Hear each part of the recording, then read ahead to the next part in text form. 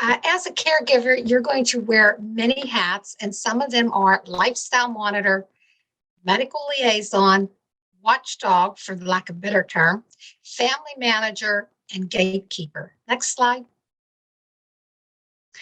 As the liver disease progresses, your role of caregiver will also become more intense and progress also.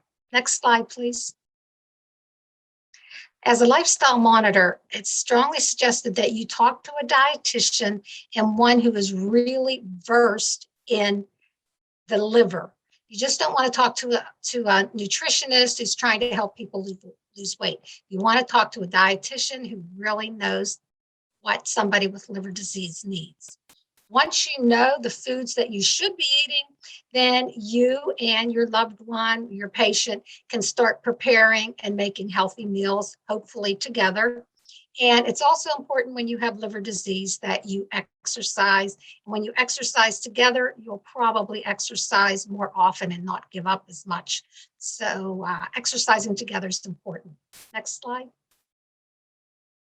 As a medical liaison, and this is as your disease continues to get worse, and you will probably need to accompany your loved one, your patient, to the doctor. And it's strongly suggested that you have your notes written down or put them in your phone. So when you go in there, you haven't forgotten, oh, I wanted to ask this, I wanted to ask that. And then once you ask your questions, there's so much that goes on in the doctor's office that it's important that you take notes, because I can tell you, the minute you walk out of that doctor's office, half of what they said, both you and the person you were with, forget. And you're also going to be arranging for medication, when to take it, what to take, how many times a day to take, how many pills to take. You're going to have to deal with insurances and the pharmacies. And as the disease really progresses to end stage cirrhosis, there's some medications you might have to be a little stronger on administering because it does not taste that well, and your patient may give you pushback on that. Next slide.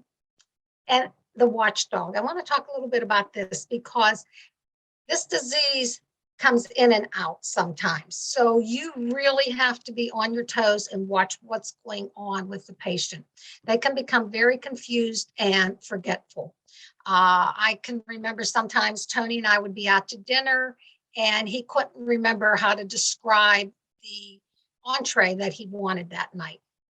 We attribute it to old age because we had never heard of hepatic encephalopathy or HE.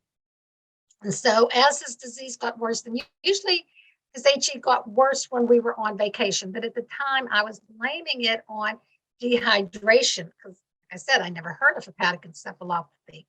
But one time we were leaving from vacation and we were going to fill up the car with gas.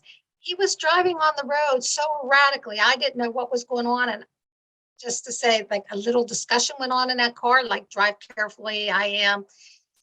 And finally, we got to the gas station, and I'm inside getting snacks to take on the way home and thinking, how am I going to wrestle these keys from him? Because there was no way I was going to let him drive again. When I got out to the gas pump, he said, there's something wrong. It won't take my card. And I looked at him and I grabbed the credit card. I filled the car up with gas, and he just looked at me and handed over the keys. And another interesting fact you'll find, sometimes hepatic encephalopathy, they will have difficulty with math. Now, Tony, who dealt with finances his entire life, when he was at very bad stage and in the hospital with hepatic encephalopathy, he couldn't even tell me what 7 times 3 was. So be careful with the math.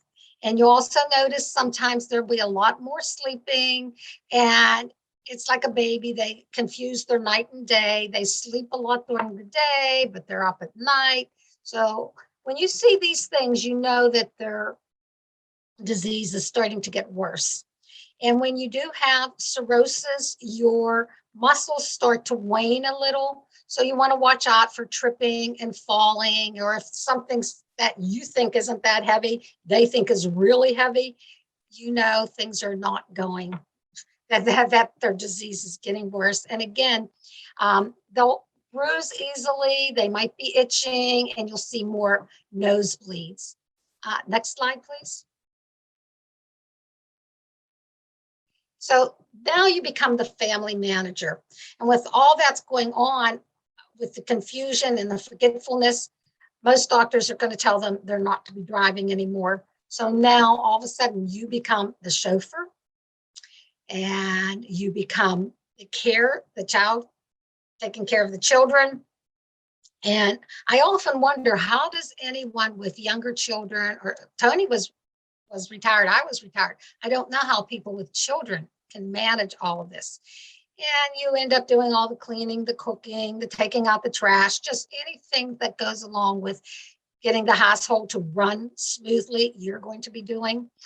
And you're going to be making medical decisions because you can't necessarily trust their judgment at this point. So a lot of medical decisions are going to be done by you. Financial decisions, obviously, if they can't tell you what 7 times 3 is, you better be doing the financial decisions as well. Next slide, please.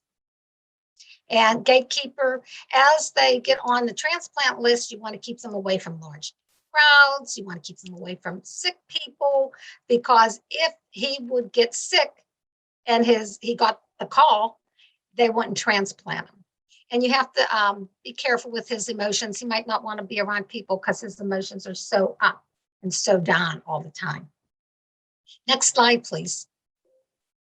And you can see as the from the X's there, as the fatty liver fibrosis, you can see how much more you need to take care of the patient.